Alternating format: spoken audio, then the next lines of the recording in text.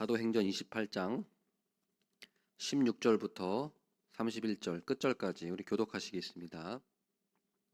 우리가 로마에 들어가니 바울에게는 자기를 지키는 한 군인과 함께 따로 있게 허락하더라. 사흘 후에 바울이 중 높은 사람들을 청하여 그들이 모인 후에 이르되, 여러분 형제들아, 내가 이스라엘 백성이나 관습을 배척한 일이 없는데 예루살렘에서 로마인의 손에 죄수로 내준 바 되었으니 로마인은 나를 신문하여 죽일 죄목이 없으므로 석방하려 하였으나 내가 마지 못하여 가이사에게 상소하며 내 민족을 고발하려는 것이 아니니라. 이러므로 너희를 보고 함께 이야기하려고 청하였으니 이스라엘의 소망으로 말미암아 내가 이 쇠사슬에 매인 바 되었노라. 편지도 받은 일이 없고 또 형제 중 누가 와서 내게 대하여 좋지 못한 것을 전하든지 이야기한 일도 없느니라. 이에 우리가 너의 사상이 어떠한가 듣고자 하니 이 파에 대하여는 어디서든지 반대를 받는 줄 알기 때문이라 하더라. 그들이 날짜를 정하고 그가 유숙하는 집에 많이 오니 바울이 아침부터 저녁까지 강론하여 하나님의 나라를 증언하고 모세의 율법과 선지자의 말을 가지고 대하여 권하더라. 그 말을 믿는 사람도 있고 믿지 아니하는 사람도 있어 서로 맞지 아니하여 흩어질 때에 바울이 한 말로 이르되, 성령이 선지자 이사야를 통하여 말씀하신 것이 옳도다. 일러스되 이 백성에게 가서 말하기를 너희가 듣기는 들어도 도무지 깨닫지 못하며 보기는 보아도 도무지 알지 못하는도다. 이 백성들의 마음이 우둔하여져서 그 귀로는 둔하게 듣고 그 눈은 감았으니 이는 눈으로 보고 귀로 듣고 마음으로 깨달아 돌아오면 주줄까 함이라 하였으니, 그런즉 하나님의 이 구원이 이방인에게로 보내어진 줄 알라. 그들은 그것을 들으리라 하더라. 온 이태를 자기 셋집에 머물면서 자기에게 오는 사람을 다 영접하고, 같이 읽겠습니다. 하나님의 나라를 전파하며 주 예수 그리스도에 관한 모든 것을 담대하게 거침없이 가르치더라. 아멘.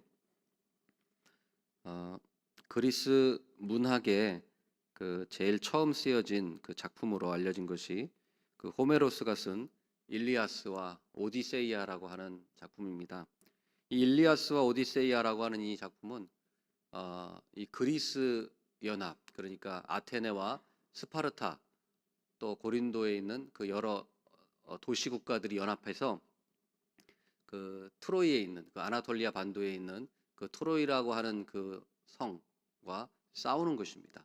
싸우는 전쟁의 이야기인데요. 그 10년 동안 전쟁을 치르는데 그 이야기가 바로 일리아스에 나오는 내용이고요. 그 전쟁에서 그리스 연합이 이깁니다. 그래서 트로이 뭐 목마로 유명하죠.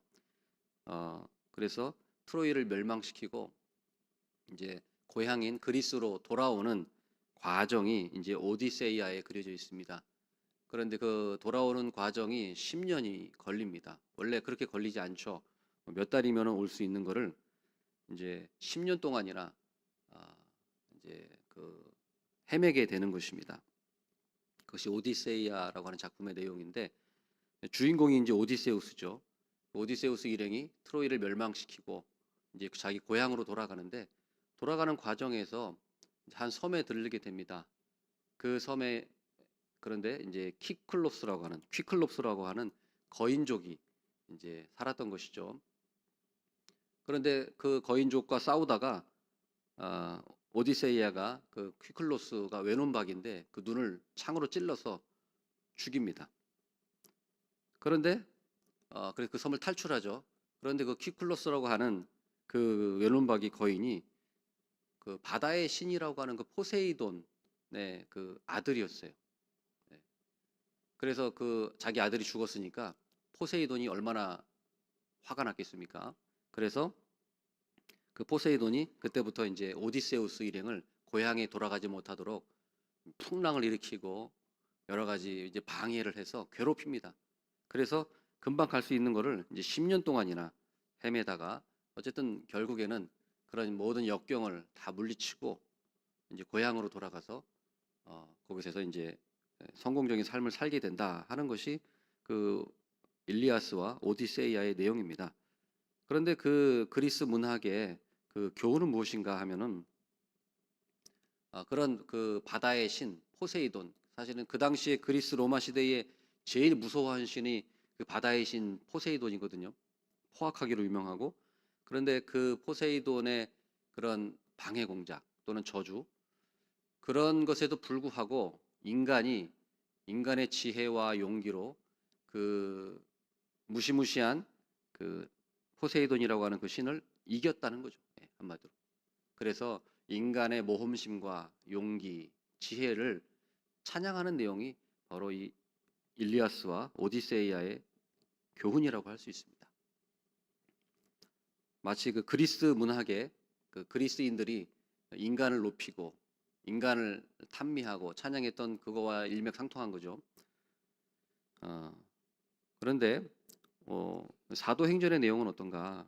오늘 본문 앞에 보면은 사도 바울이 이제 지금 로마로 여행하는 거죠. 로마로 선교 여행을 가는 것인데 사도 바울도 그 로마로 가는 길에 굉장히 많은 어려움을 겪죠. 특별히 이제 그 유라굴로 광풍이라고 하는 그 무시무시한 광풍을 만납니다. 그래서 14일 동안이나 거기서 풍랑이 만나고 그 14일 동안이나 햇빛이 없었다. 그래서 말씀해 보면은 살 여명조차, 살 가망조차 없는 아주 그런 힘든 그런 상황에 있었습니다. 거의 뭐 죽다 살아난 것이죠. 그런데 그 14일 동안이나 그 풍랑을 만났음에도 불구하고 그 배에 있는 그 276명이라고 하는 그 모든 선원들을 하나님께서 구조시켜 주시죠. 하나님께서 바울에게 밤에 나타나셔서 두려워하지 말라.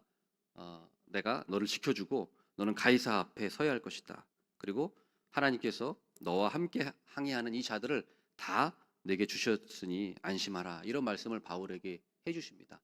그래서 그 말씀대로 276명 전원이 한 명도 뭐 죽지 않고 전부 로마로 육지를 밟는 그런 기적을 경험하게 되는 것입니다.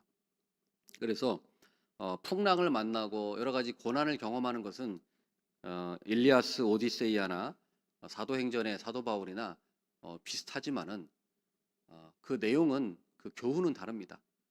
그런 풍랑과 어려움 속에서 일리아스 오디세이아는 인간의 지혜와 인간의 능력, 인간의 힘을 찬양했다고 한다면은 사도행전에 나오는 이 내용은 그런 풍랑을 만났을 때 인간을 찬양하는 것이 아니라 하나님이 말씀하신 대로, 하나님이 바울에게 약속해 주신 대로 하나님께서 그 선원들을 구주해 주시고, 무엇보다도 특별히 하나님의 뜻이, 그 하나님의 말씀이 어떠한 그 방해 공작에도 막히지 않는다는 것을 보여주고 있는 것입니다.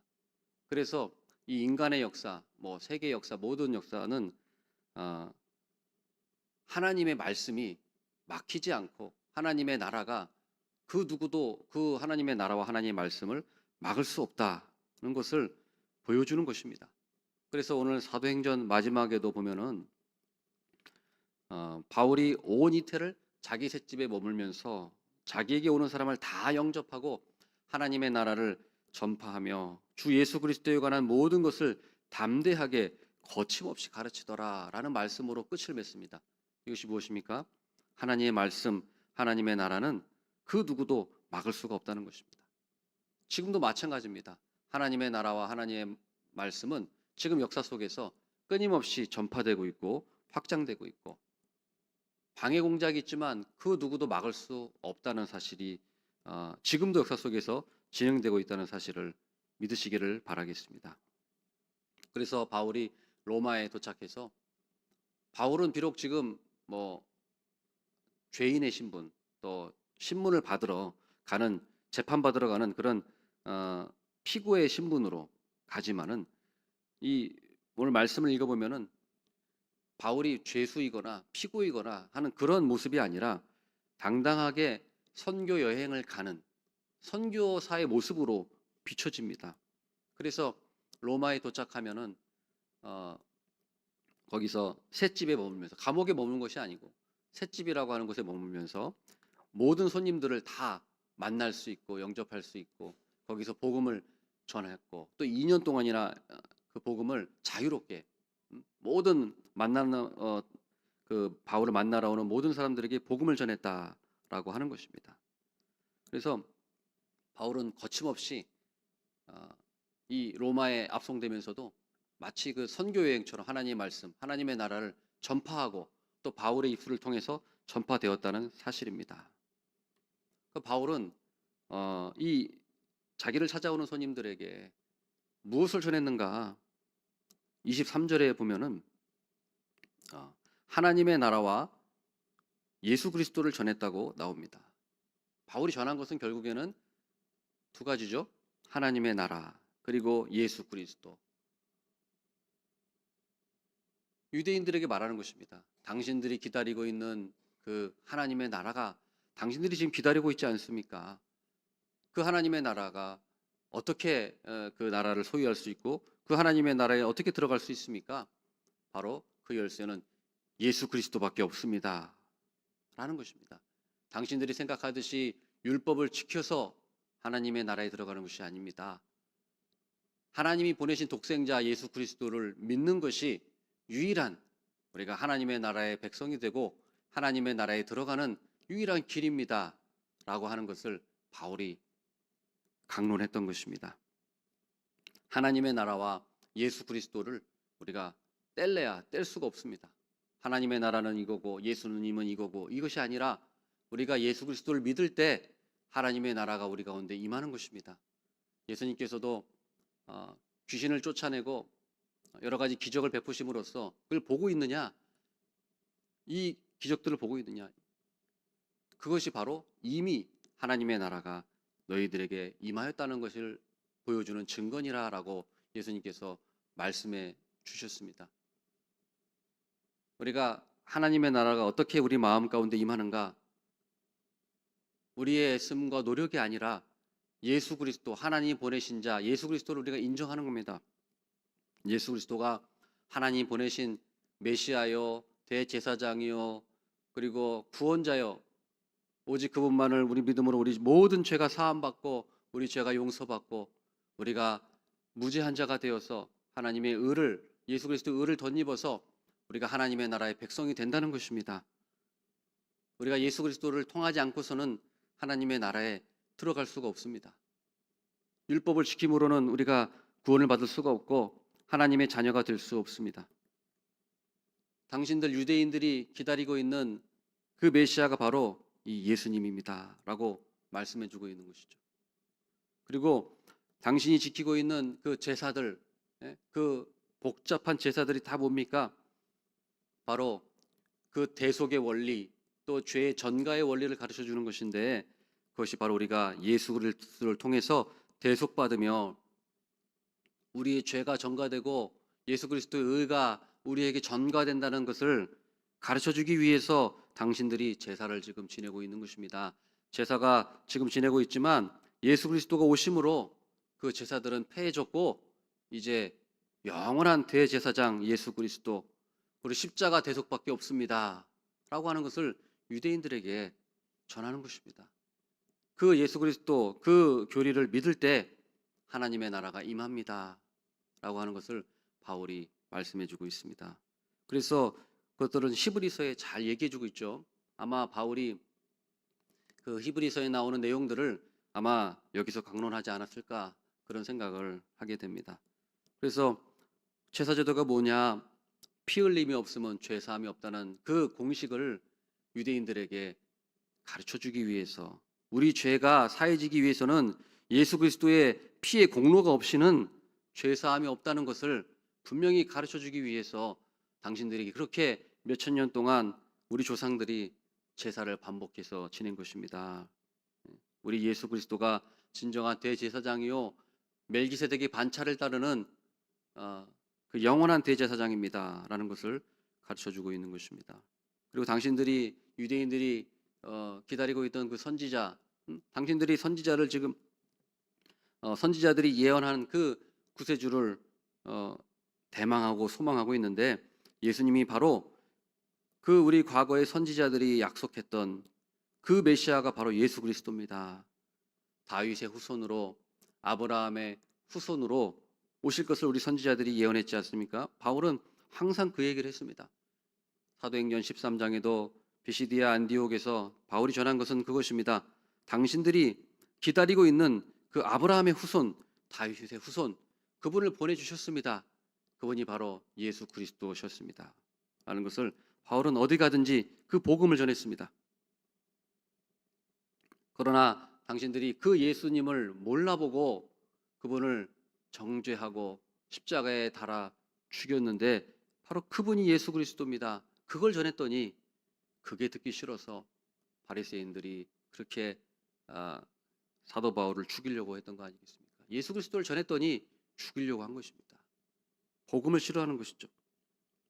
자기 의를 내세우고 율법을 지킴으로 구원받을 수 있다고 하는 자기 의를 내세우고 자기를 내세우는 그 사람들에게 있어서는 예수 그리스도의 의, 복음을 받아들이는 것이 결코 그들에게는 달가운 것이 아니었기 때문입니다. 베드로가 또 사도행전 3장에서도 얘기하는데 모세가 얘기했던 나와 같은 선지자, 그 나와 같은 선지자를 일으킬 것이라고 했는데 그 모세가 예언했던 그 선지자가 바로 예수 그리스도다라는 것을 베드로도 사도행전 3장에서 말씀해주고 있습니다. 이렇듯이 베드로가 전한 것, 바울이 전한 것은 예수 그리스도입니다. 예수 그리스도를 믿음으로 우리 모든 죄가 다 사함받고 용서받고 무죄한 자 되어서 의롭다함을 받는 이신칭의의 교리를 바울과 베드로가 전했습니다. 그 이신칭의의 교리를 믿을 때 하나님의 나라가 우리 마음에 임합니다. 그리고 이신칭의의 교리를 그 복음을 전할 때 하나님의 택하신 자, 하나님의 예정하신 자는 그 복음을 기쁨으로 받아들이고 그에게도 하나님의 나라가 임하는 것입니다. 하나님의 나라는 예수 그리스도가 초림하심으로 이미 오심으로 이미 임했습니다. 예수 그리스도를 믿는 자는 그 마음에 이미 하나님의 나라가 있어요. 예수 그리스도를 모신 자는 하나님의 나라가 있는 것입니다. 예수님이 다시 오실 때 이제 그 하나님의 나라가 완성이 되는 것입니다. 그 영원한 하나님의 나라. 예수님께서 겨자씨 비유와 누룩 비유를 하시면서 처음엔 작게 시작하지만 점점 퍼져서 커지게 되고 확장되게 된다. 이것이 예수님의 그 천국 비유, 하나님의 나라 비유인데 그 사도행전이 바로 그 하나님의 나라가 확장되고 전파되는 것을 실제로 보여주고 있다는 사실입니다. 우리는 예수 그리스도를 믿음으로 하나님의 나라 백성이 되었습니다. 이제 그 복음을 다른 사람들에게 전하고 또 하나님의 나라를 확장하는데 우리가 쓰임 받기를 원합니다. 하나님이 우리를 구원하시고 우리를 복음으로 우리를 낳으시고 하나님의 자녀로 만드신 것은 하나님의 나라에 확장하는데 우리가 일꾼이 되라고 하나님 나라 확장에 쓰임 받으라고 우리를 부르신 것입니다. 그래서 우리가 우리 구원받은 것에만 만족하지 말고 하나님의 나라를 전파하고 어디에 가서든지 꼭 이 예수 그리스도를 전하고 복음을 전해서 하나님의 나라를 확장하는 그 역사에 우리가 쓰임 받는 우리 모두가 되시기를 바라겠습니다.